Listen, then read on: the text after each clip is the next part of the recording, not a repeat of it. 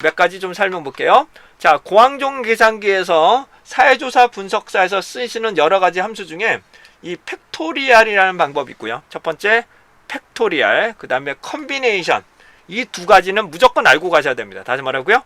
팩토리얼하고 컨비네이션, 이런 것들은 반드시 알고 가셔야 되는데요. 우선은 팩토리얼에 대해서 살펴봅니다. 멱승이라고도 합니다. 멱승이라고도 하는데요. 얘를 뭐라고 하냐? 팩토리얼. 팩토리얼은 3팩토리얼이라는 것은 3 곱하기 2 곱하기 1, 이것을 3팩토리얼이라고 표명을 합니다. 만약에 5팩토리얼이라고 넣으면 5 곱하기 4 곱하기 3 곱하기 2 곱하기 1, 이거를 우리는 팩토리얼이라고 합니다. 팩토리얼. 자, 그 다음에 컨비네이션도 있는데요. 우선 팩토리얼부터 좀 말씀을 좀 들어볼게요. 이 실제로 사회조사 분석사에서는 실제로 많이 출력이 되거든요. 그래서 해당한 부분을 팩토리얼로 한번 구해보도록 하겠습니다. 자, 5 팩토리얼을 한번 구해볼 건데요. 팩토리얼이 표현된다는 것은 여기가 되거든요. 여기 마이너스 1승으로 나오는 그 부분에 요 윗부분입니다. 요 윗부분에 팩토리얼이라고 나타나네요. 팩토리얼. 그래서 3 누르시고 Shift 팩토리얼 넣으면 3 팩토리얼이라고 나타납니다. 다시 말해 3 팩토리얼이라고 나타납니다. 그리고 얘를 누르시면 6이라고, 3 곱하기 2 곱하기 1이니까 6이라고 나타나게 되는 거죠. 이거를 우리는 팩토리얼로 보시면 됩니다. 5 팩토리얼 한번 구해볼까요?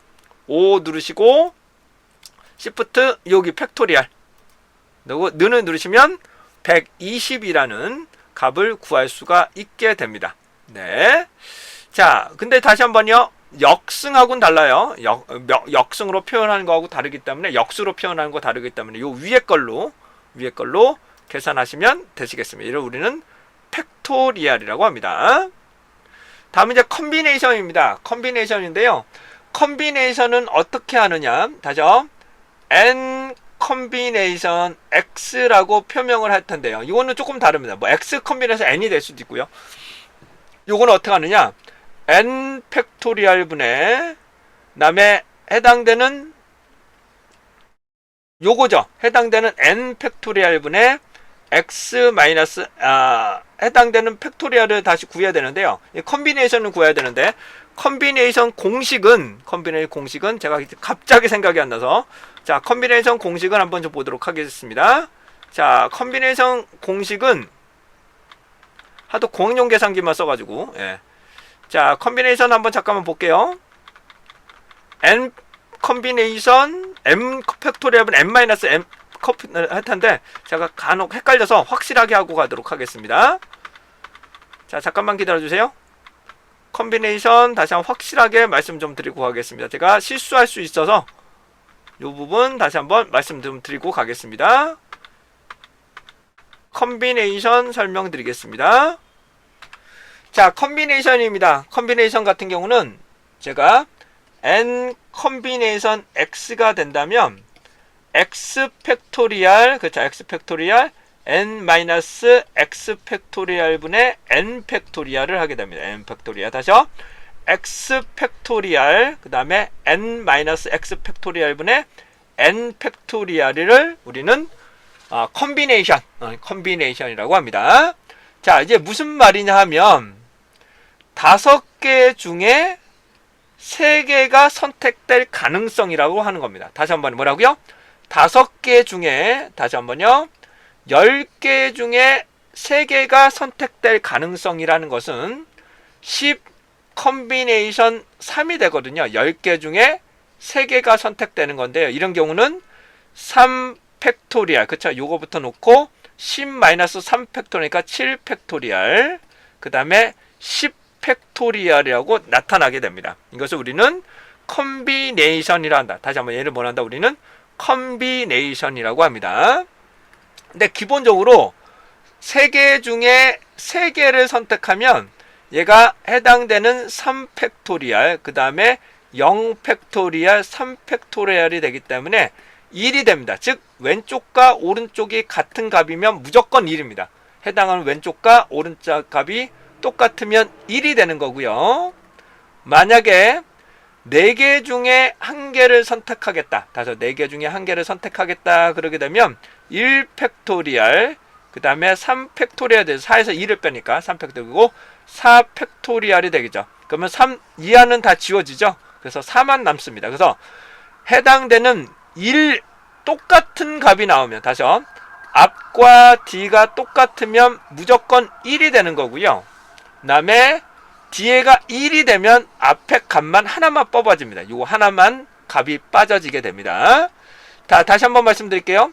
10 컨비네이션 10은 1이 됩니다. 값이 똑같기 때문에 1이 되는 거고요. 10 컨비네이션 1은 해당하는 부분이 1이라고 나오면 요거 하나만 뽑아집니다. 요거 하나만. 그래서 10만 남는다. 이렇게 나오는 것을 컨비네이션이라고 합니다. 얘를 컨비네이션이라고 합니다.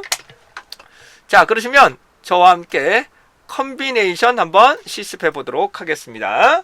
자, 근데 컨비네이션은 여기에 있거든요. 요 컨비네이션은 여기에 있거든요. 네, 컨비네이션은 여기에 있습니다. 근데 먼저 눌러버리면 요걸 먼저 나누기를 누르시는 게 아니라 Shift 얘를 누르시게 되면 컨비네이션을 먼저 붙어버리기 때문에 얘를 왼쪽으로 이동을 시켜서 3 컨비네이션 2 다시 뭐라고 3 컨비네이션 2 누르면 3이다 이렇게 나오게 됩니다. SD키 누르면 얘가 바뀌진 않죠. 이거를 우리는 컨비네이션이다. 네, 컨비네이션이라고 보시면 됩니다. 이 컨비네이션은 분자 분모에서 상당히 많이 쓰는 경우가 많이 있습니다. 그래서 컨비네이션은 자주 좀 쓰셔야 됩니다. 몇 개 중에 몇 개가 쓸 거냐, 몇 개 중에 몇 개가 쓸 거냐를 살펴보실 수 있죠. 자, 예를 들어서 제가 그냥 간단하게만 말씀드리겠습니다. 3 컨비네이션 2, 그 위에는 4 컨비네이션 3 곱하기 5 컨비네이션 2 이런 식으로 있다고 가정을 하겠습니다. 이렇게 계산이 나온다고 가정을 해볼게요. 일반형 계산기에서는 상당히 어렵습니다. 일반형 계산기에서는 상당히 어렵고요.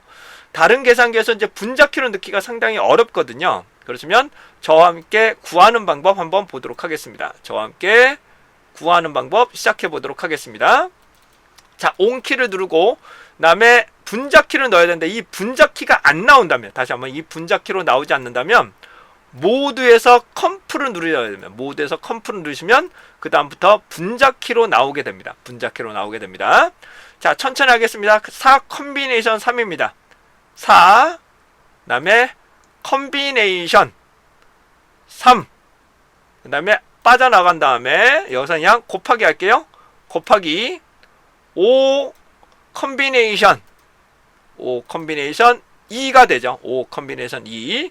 그리고 아래쪽으로 가신 다음에 3 컨비네이션 2라고 나오면 3 컨비네이션 2를 놓고 눈을 찍어보면 3분의 40 그리고 SD키 누르면 13.333 이라는 값을 아주 쉽게 구할 수가 있게 됩니다. 이거 고학용 계산기를 풀려면 고학용 계산기가 아닌 걸로 풀려면 이거 상당히 복잡해집니다. 이거는 어떻게 풀어야 되냐면 천천히 말씀드릴게요. 이가 고학용 계산기가 아니라면 우선 분모에는 우선은 2 팩토리얼 분의 그 다음에 3에서 2를 빼야 되니까 1 팩토리얼이죠. 그 다음에 3 팩토리얼이라고 놓으셔야 되는데 얘가 2가 나오니까 3이라는 것이 하나만 나타나겠죠. 그 다음 4 컨비네이션 3입니다.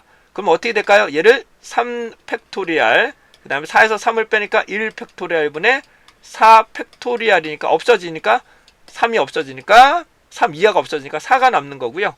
곱하기 요 5 컨비네이션 2입니다. 5 컨비네이션 2는 2 팩토리얼 분의 5에서 2를 빼니까 3 팩토리얼이 되겠죠. 그 다음에 5 팩토리얼이 됩니다. 자, 지웁니다.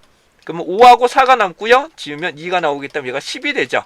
그렇기 때문에 40분에 해당하는 부분이 3. 40분의 3. 그러니까 3분의 40이죠. 3분의 40이라는 결과치를 구할 수가 있게 됩니다. 3분의 40이라는 결과치를 구할 수가 있게 됩니다. 자, 이런 식으로 구하는 방법을 고학용 계산기를 쓰시게 되면 아주 쉽게 구할 수 있다 라는 부분을 다시 한번 말씀 좀 드려보도록 하겠습니다. 자, 여기까지 기본적인 활용하고자 하는 기본적인 활용하는 키에 대해서 설명을 좀 드려봤습니다.